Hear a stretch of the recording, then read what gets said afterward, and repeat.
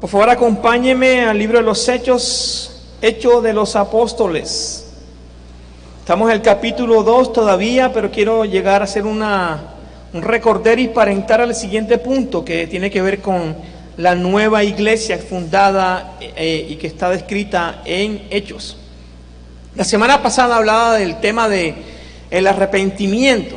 Cómo es importante que estas personas que acaban de ser expuestas al texto bíblico y a la predicación de Pedro, el siguiente paso que tuvieron ellos fue arrepentirse y preguntan qué debemos hacer en medio del proceso, ¿verdad? Entonces ellos se arrepienten y en medio de arrepentimiento lo que sigue es que nace la nueva iglesia. Ahora nosotros cuando vemos que había más de 3,000 personas que se convirtieron al Señor, el texto no nos deja ver, pero los historiadores determinan que habían más de 120,000 personas en ese momento. ¡Wow!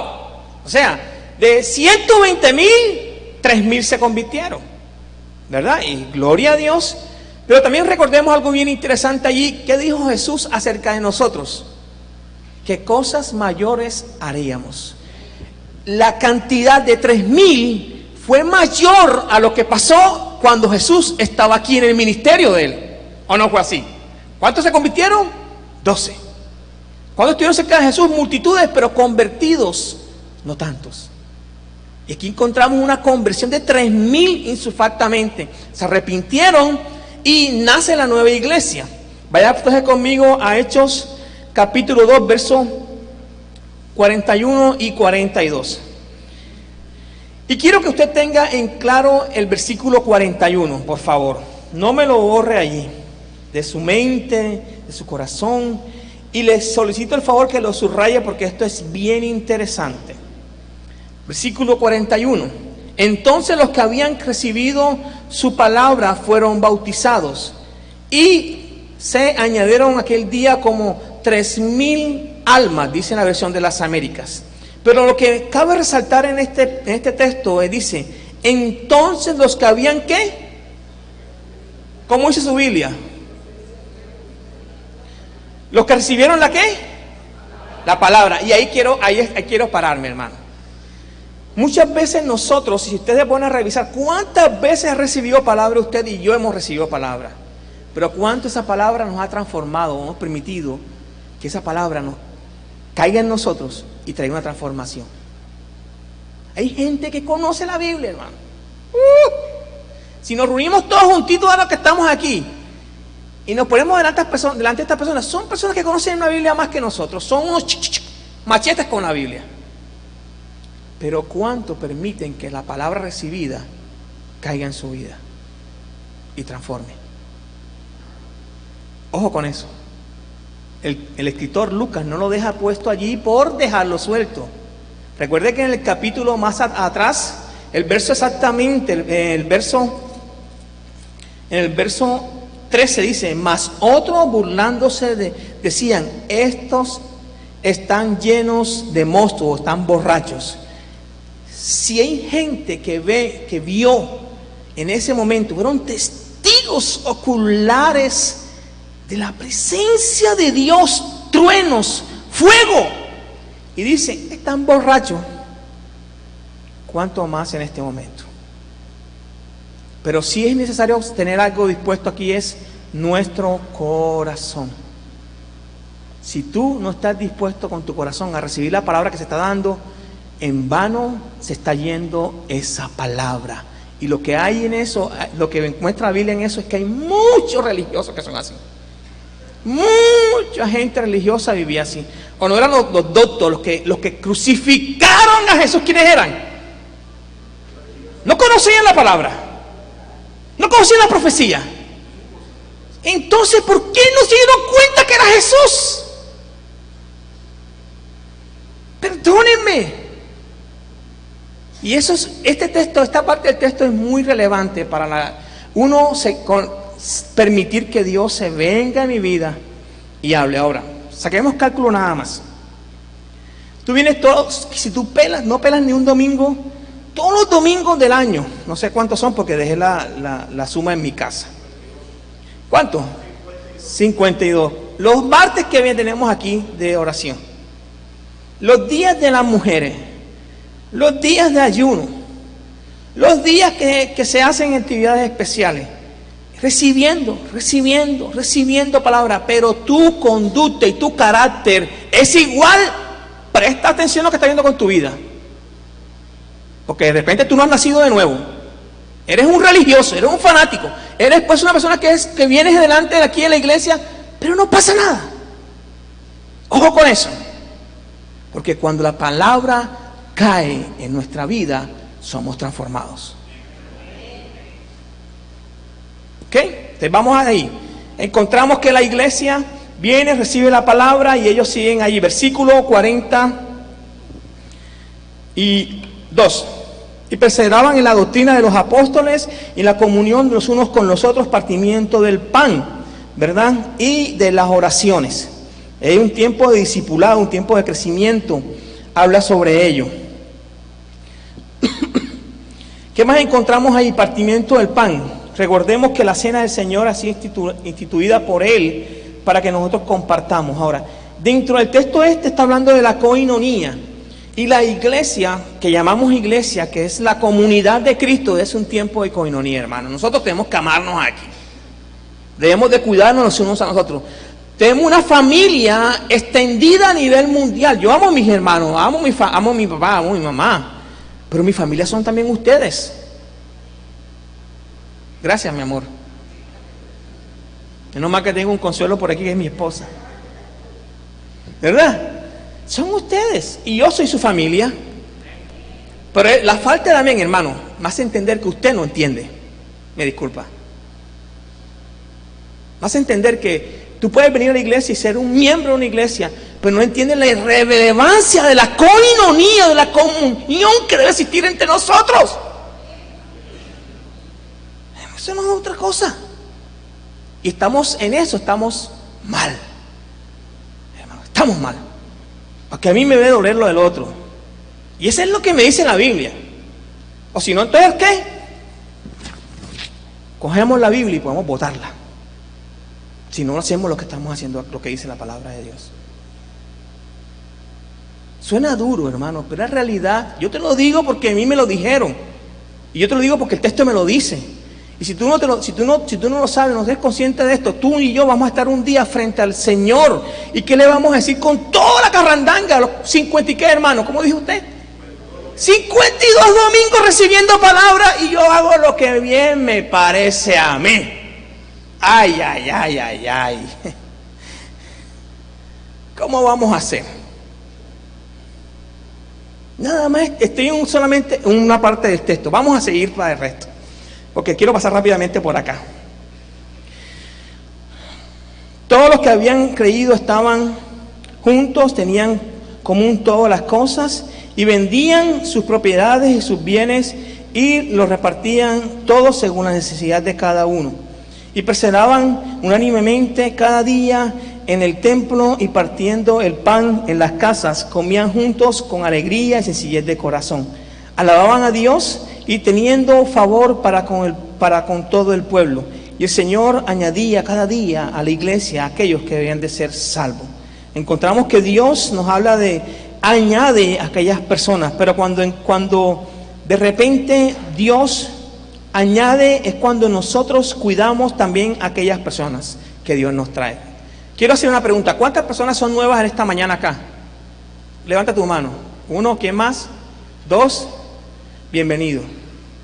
Bienvenido, siéntate en tu casa. ¿Ok? Esperemos que te quedes aquí en la iglesia. Y que te podamos cuidar y que te podamos dar te podamos ayudar a crecer en el Señor. ¿Verdad? Porque también hace parte de ese proceso de crecer el palo que le dan a uno, ¿no? A mí me dieron palo cuando estaba pequeño. Si no, pregúntele a algunos hermanos aquí que todavía la esposa le pega. Bueno, hablamos otro día de eso. Encontramos que la iglesia va creciendo y la iglesia tiene algunas particularidades que son necesarias resaltar. Primero, la coinonía. Había un tiempo de coinonía, de hermandad, de vínculo unos con el otro. Segundo, el tiempo de compartir el pan. Tercero, nosotros vemos la palabra y se reunían en el templo. En el templo. Y esta iglesia se llamaba antes la iglesia del templo. no se reunían aquí. Pero el templo para los judíos es sumamente relevante, hermano. ¿Y cómo que es relevante? Que ellos iban a unas horas determinadas para la oración. Pero ellos, además de estar yendo al templo y estar haciendo lo que ellos como judíos estaban haciendo, ahora se reunían con un propósito más trascendental, que era la coinonía. O sea, ellos de un todo se convierten al Señor y cambian su tradición judía por una tradición cristiana, donde sus vidas son evidentes de ello. O sea, toda la vida han sido judíos, han crecido en el judaísmo, les ha enseñado el judaísmo. El judaísmo enseña en la casa. Luego mandan al hijo donde un rabí, el rabí le enseña también. Entonces, lo que la casa y el rabí le enseña le sirve para que este chico o esta chica, ante todos los hombres, puedan ser aceptados luego de 12 años en el templo. Ese era el ritual que había en los judíos y que existe todavía. Pero ahora ellos cambian toda esta condición judaica para hacer lo que el Señor le dice, que se reunían en el templo, no solamente para seguir con sus rituales o con su proceso, sino para tener coinonía unos con otros. Y es necesario que tú vengas al templo, hermano, que vengas a este lugar. No solamente de vez en cuando, solamente por la obligación de venir los domingos, no. Es porque aquí nosotros nos disfrutamos, poder conocer que, oye, ¿cómo está el hermano? Bien, ¿cómo has pasado? Darle un abrazo al otro, animar a unos, animar al otro. Hermano, qué bueno verte esta mañana, cómo estás de simpático. Ah, qué bueno. Sin decir mentira, claro está. ¿Verdad? Teniendo en cuenta, hermanas, cómo se ríe. Ahora, yo quiero que revisemos, teniendo en cuenta estos dos versículos, lo que ha pasado en el libro de los Hechos. Sin dejar de olvidar que cuando ellos reciben al Espíritu Santo, lo reciben de una vez y para siempre. Y sus vidas en sus vidas está el Espíritu Santo. Ahora, yo quiero que revisemos un texto más, ¿verdad? Que está en Mateo capítulo 13. Mateo capítulo 13, verso 1 al 23.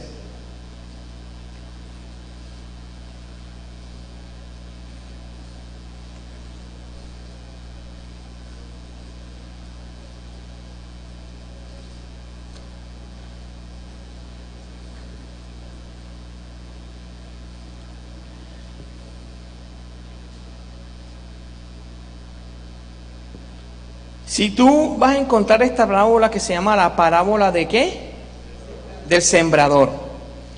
Está en Mateo 13, 1 al 23, está en Marcos 8, 1 al 20 y está en Lucas 8, 4 al 15. Cada uno de los autores, recuerda que estos 13 evangelios son llamados evangelios sinópticos. Eso quiere decir que hay una sinopsis o hay una similitud entre uno y el otro. Cada evangelio tiene algo similitud.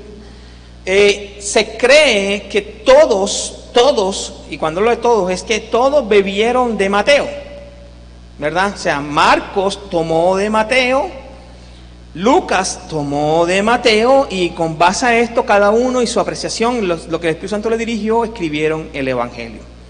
En esta mañana quiero que revisemos la parábola a la luz de Mateo. Aunque si tú te das cuenta rápidamente, vas a encontrar que la parábola en Lucas es una parábola que apenas lleva 15 versículos, ¿verdad? Muy corta, muy corta. Y tiene algo relevante que él la ubica en un espacio distinto que los otros autores la ubican. O sea, cuando tú lees la parábola de los terrenos en el Evangelio de Lucas, es sumamente distinta la ubicación en medio del desarrollo del texto que en Mateo. Ahora, si tú miras en Mateo 13, ya han pasado una cantidad de cosas para que ya Jesús ha enseñado. Ya había pasado el sermón del monte, donde Jesús enseña a su pueblo que somos parte de un nuevo ¿qué? Reino. Ya tú y yo no pertenecemos a este lugar, sino pertenecemos al reino de los cielos. Amén. Entonces tenemos que tener en cuenta contextualmente lo que está desarrollando cada autor. Pero quiero que miremos algunas palabras que son válidas para resaltar en los 13 evangelios. Y la primera palabra que quiero resaltar y y que usted debe resaltar también en su evangelio es qué significa la palabra parábola. ¿Qué es una parábola y por qué Jesús usó una parábola en medio de este proceso? Hay un género que se llama parabólico, que usan para predicar. Las parábolas se predican de una manera distinta como se predica el resto de la Biblia, por su mismo contenido lingüístico. Pero ¿y qué es una parábola? Una parábola es un comunicante o una narración ilustrada en la cual el autor describe un evento común de la vida para ilustrar una verdad espiritual. Entonces, ¿qué hizo Jesús con la parábola? Usa algo cotidiano tuyo y mío, para enseñarnos algo trascendental de la vida espiritual o del área espiritual. Recordemos que somos un ser que somos relacional, somos un ser que somos físicamente establecidos, somos seres que somos espiritualmente establecidos y intelectualmente establecidos. Son las 4 áreas en que creció Jesús, son las 4 áreas o vías de desarrollo en que tú y yo debemos de crecer también. Entonces aquí estamos hablando del área espiritual. Y Jesús usa la parábola para enseñarnos, darnos una ilustración de una verdad espiritual. ¿Una verdad qué? Espiritual. Segunda palabra que es importante resaltar: semilla. La palabra semilla representa ¿qué? La palabra de Dios. La palabra de Dios. Y tercer punto, habla del sembrador, que realmente el sembrador que aparece en la palabra de Dios es el principal sembrador, es Jesús. El principal sembrador es Jesús. Y Él, por su gracia y misericordia, refiere el mensaje del Evangelio de Cristo a cualquiera de nosotros, a que lo sembremos. Entonces, los sembradores también somos nosotros también. Tener en cuenta que somos sembradores. Y por último, terreno. La palabra terreno denota es nuestro corazón. Y el corazón, yo lo he dicho varias veces, los he enseñado que el corazón no es el sino es todo mi ser.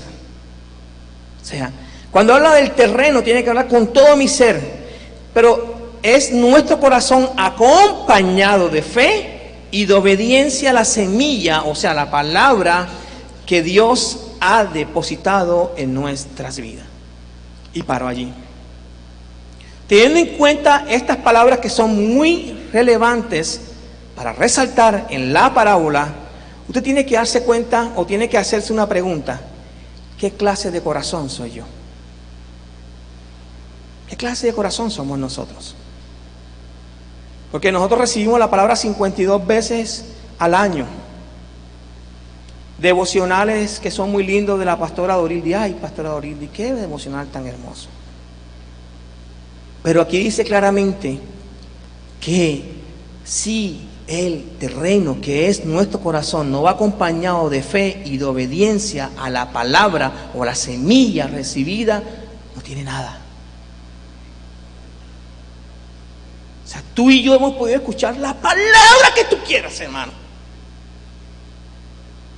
No sé por qué se me viene a la cabeza una película.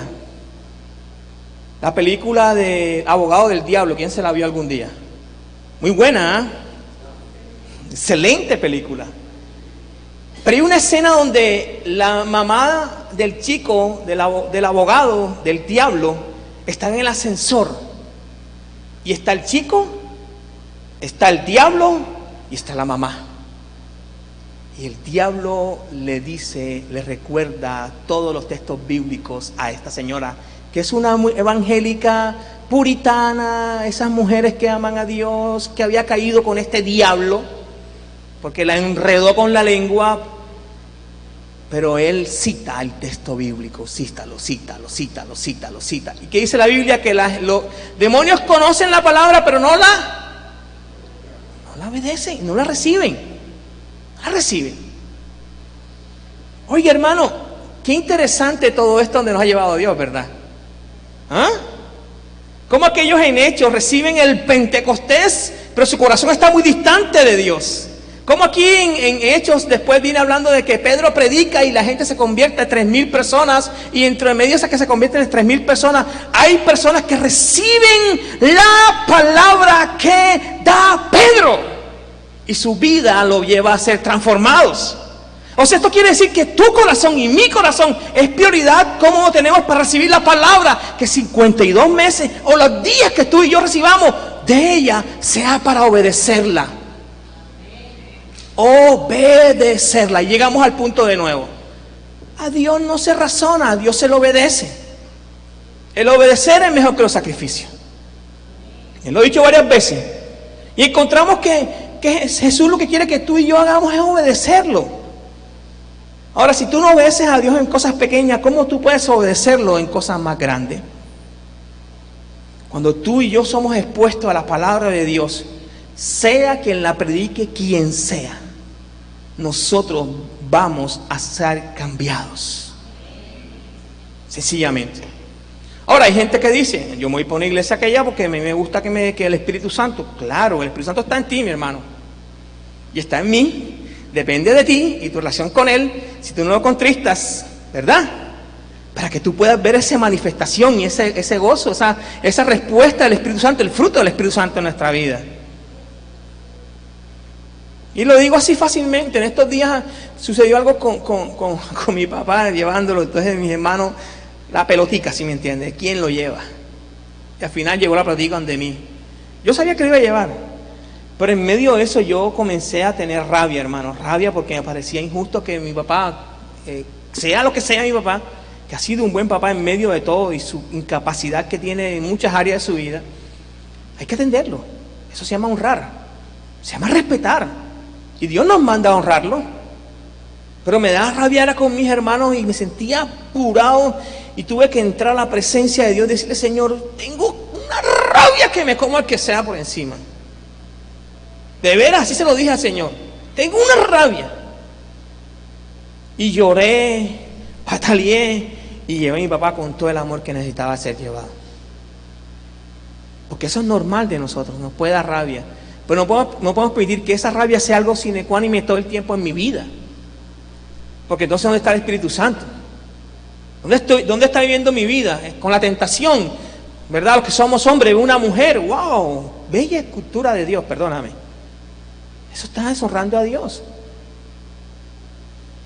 Pero cuando nosotros terminamos la palabra en nosotros y la palabra está trabajando y el Espíritu Santo está trabajando, entonces uno dice: wow, Señor, como dijo Jot, que mis ojos no puedan ver ninguna doncella, sino que me guarde para mi esposa. Jot 31.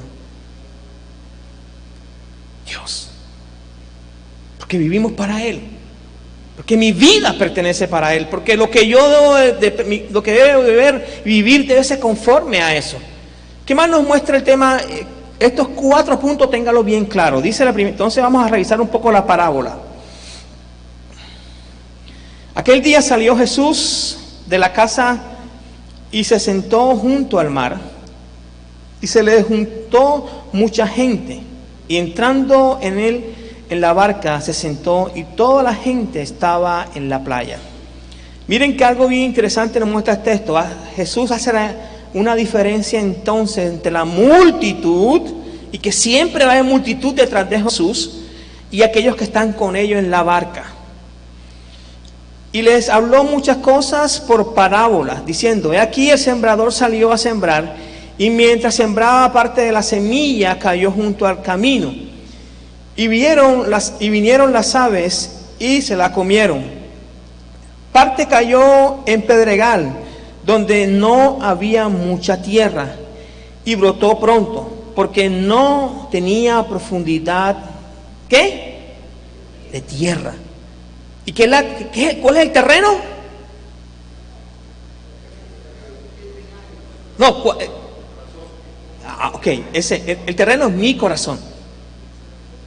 Mi corazón. Uy, hermano, si tu corazón no está bien, hoy Tienes problema con Dios, pero ¿sabes qué? ¿Con quién tienes problema? Con tu prójimo. Amarás a Dios sobre todas las cosas y amarás a tu prójimo como a ti mismo. O sea, si mi corazón no se siente bien, ¡wow! Yo no estoy bien con mi prójimo. Y por ahí una fachada. Dios te bendiga, hermano. Aleluya, gloria a Dios, el Espíritu Santo. ¡Ja! Pero al Espíritu Santo, ni a Dios, ni su palabra podemos burlar. ¡Qué hermoso! ¡Qué hermoso es Dios! Mientras sembraba parte de la semilla, cayó junto al camino, y vinieron las aves y la comieron. Parte cayó en el pedregal, donde no había mucha tierra, y pronto brotó, porque no tenía profundidad de la tierra. Pero salió el sol, se quemó, porque no tenía raíz, y se secó. Y parte cayó entre espinos, y los espinos crecieron y la ahogaron. Pero parte cayó en buena tierra. ¿Cuántos somos buena tierra? Ven. Y dio fruto, cual 100, cual 70 y cual 30 por uno. El que tiene oído para oír, oiga. ¡Wow! O sea, Jesús era osado. Total. Ahora, dentro del recinto que estamos acá, hay varias personas que venimos y escuchamos la palabra, ¿verdad? Y hay personas que tú ves, uy, ¿cómo va creciendo este hermano? Este que era acaba recién convertido y ya está sirviendo, y de pronto ya está en el instituto bíblico, y de pronto está por allá no sé qué parte. Es por la disposición de su corazón. No hay otra cosa. No es que corra, ni que es el que Dios tiene misericordia, pero Dios capacita a sus llamados. El mundo llama a los capacitados, pero Dios capacita a sus llamados. Esto lo dijo en su momento dado, ¿quién fue? Ay, hermano, busca en Google y lo busca. ¿Verdad? En medio de todo, Dios va formando y va teniendo en cuenta la disposición de corazón tuya y mía para lo que quiere hacer. Hay gente que quiere que Dios lo use. ¿Cómo está tu corazón? ¿Cómo está tu terreno? ¿Cómo está tu vida de fe? ¿Cómo está tu obediencia a la palabra que Dios te está dando? Esta mañana tuve una conversación con alguien y yo estaba luchando durante esta semana que estuve orando por esa persona para conversar con él. Y esta mañana me senté, conversé. Yo fui bendecido totalmente cuando conversé con él. Pero lo mejor de todo esto es que yo obedecí a lo que Dios me mandó a hacer. Y a veces Dios te dice, obedece, y no quiero obedecer. Miren que la burra obedeció y el otro no obedeció. ¿Sí se dan cuenta el texto bíblico? ¿Cómo es de gracioso? Esos son humores del Antiguo Testamento. ¿Cómo que el que estaba ahí no estaba viendo que el ángel de Dios estaba ahí y la burra, ¿de quién? De Balaam se dio cuenta. ¡Una burra! Y a nosotros Dios nos está hablando y uno dice, no sé. Perdóname, Dios nos está hablando y tenemos que obedecer. Insufactamente. Miren, nos guste o no nos guste, tenemos que obedecer a Dios si queremos que esa manifestación del Espíritu Santo sea fresca o que sea latente en nosotros. Pero ya teniendo en cuenta lo que estamos hablando en la parábola del sembrador y de del sembrador en los terrenos, tenemos que tener en cuenta que antes de todo es clave nuestro terreno. Y nuestro terreno, ¿sabe quién lo purifica? ¿Quién lo limpia? El Señor. Cuando nosotros llegamos a la presencia de Dios, le reconociendo que yo tengo esta rabia, como dije ahora, digo con mis hermanos, y me sentí impotente, y le digo, Señor, ayúdame, pasa tu bálsamo sobre mi vida, y se fue. Pero hay personas que guardan esto, o que guardan otra cantidad de cosas en su corazón, y no han permitido que el Padre los sane. Y quebrados quieren servir o quieren dar, y ese quebrantamiento que estamos dando, donde Dios quiere que nosotros demos de una manera limpia, pura, en el medio de todo. Quiere Dios que nosotros seamos buen terreno, hermano, que la palabra que tú y yo recibimos, sea por un audio, sea por un... Mire, a mí me mandan audios, tú no sabes los cuantos que me mandan diariamente, devocionales, los que tú quieras que me mandan por ahí. Hay momentos que yo no los escucho todos, pero hay momentos que yo me siento y escribo en mi libreta, que tengo una libreta y escribo todo. Y todas el audio que escucho o las palabras que escucho coinciden una con otra, si decimos es coincidencia, Dios la está hilando una con otra para hablar a mi vida. Y yo digo, Señor, gracias porque me estás hablando de esto. Y eso lo coloco yo en mi WhatsApp, en un recordatorio que tengo, como una palabra clave para mi día o para la semana. Y vivo conforme a eso. Ahora, ¿qué más encontramos allí? Vamos a leer otra parte del texto y después desarrollaremos todo el proceso. El propósito de las parábolas. Entonces, acercándose a los discípulos, le dijeron, ¿por qué les hablas por parábolas? Él respondió y les dijo, porque a vosotros os es dado saber los misterios del reino de los cielos, mas a ellos no les es dado. Ahora, para ellos, para los discípulos, pero la multitud no.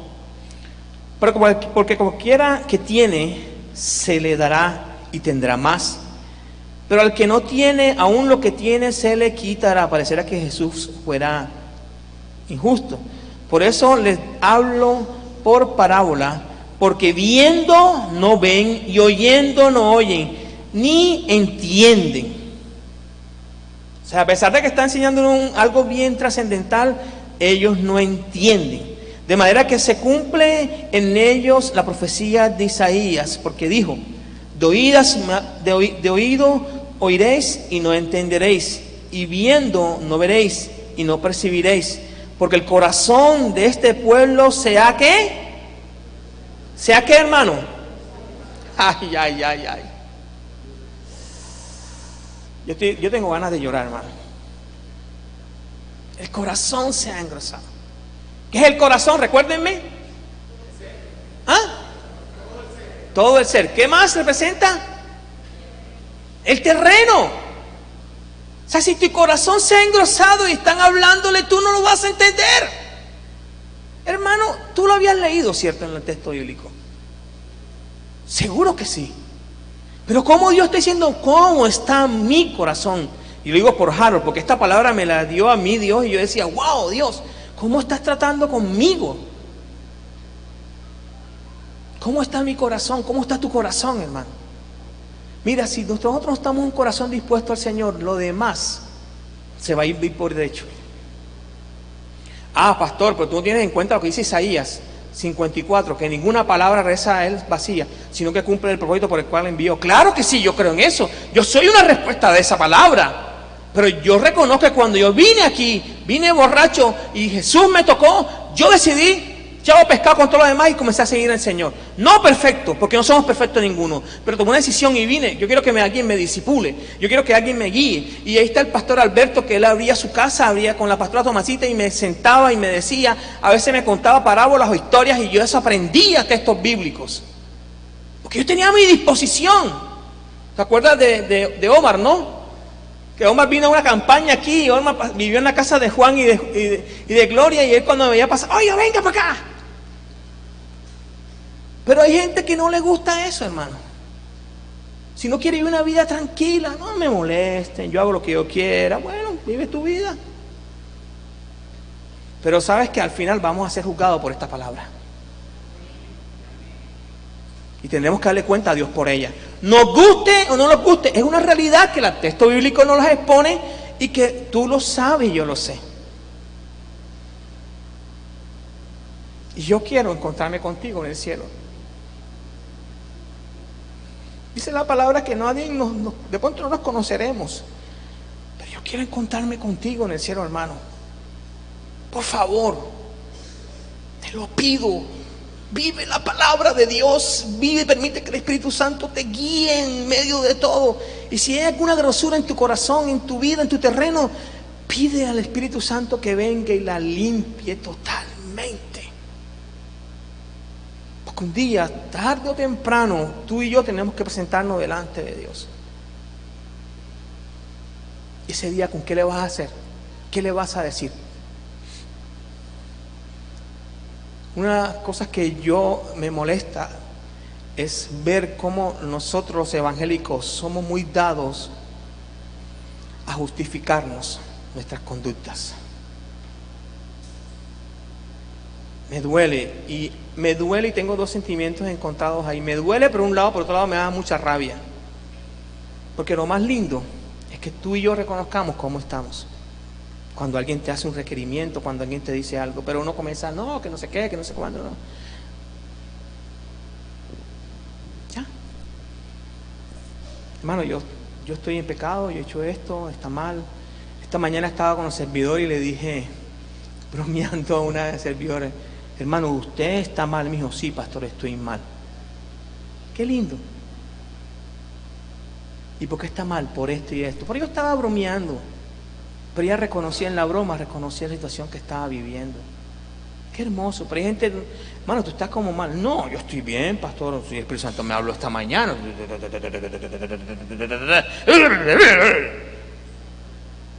Pero recuerden que hay un texto bien hermoso, por sus frutos los conoceréis. Tú me puedes burlar a mí, a la pastora y a todo el mundo y puedes vivir tu vida religiosa, si tú quieres, tu problema. Pero al Espíritu Santo no lo puedes engañar. Y Él, si da evidencia en nuestras vidas, es quienes somos nosotros.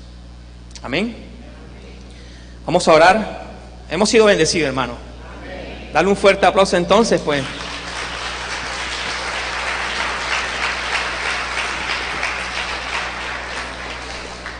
Señor, yo te doy gracias.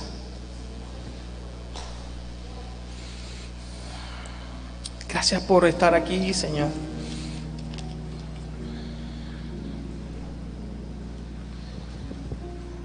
Gracias. Yo te pido perdón las veces que nosotros te hemos contristado, Señor, cuando hemos permitido vivir religiosidad, fariseísmo, hipocresía.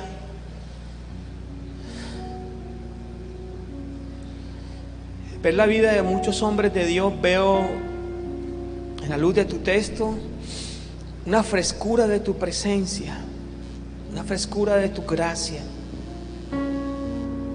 una palabra que sale de la boca de la otra persona, no con el fin de manipular, sino con el fin de edificar o consolar o exhortar.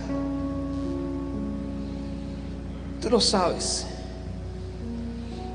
Ayúdanos a no perder la sensibilidad de tu espíritu en nuestras vidas, Señor. Como dice el texto, por la grosura de su corazón, que representa nuestra vida.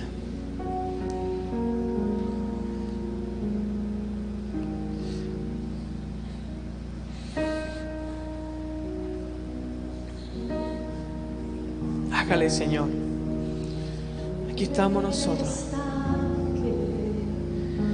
De mi ser,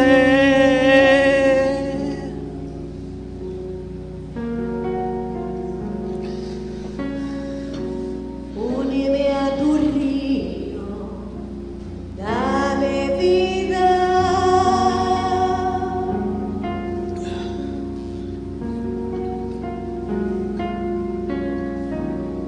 No sé qué palabras decir que provoque que me quiera